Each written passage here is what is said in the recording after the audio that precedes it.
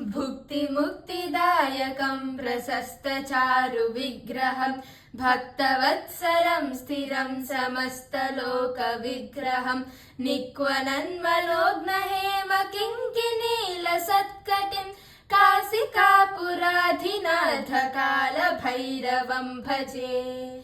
धर्मसेतुपालकं त्वधर्ममार्गनाशकं कर्मपाशमोचकं सुशर्मदायकं विभुं स्वर्णवर्णकेशपाशशोभिताङ्गमण्डलं काशिकापुराधिनाथकालभैरवं भजे।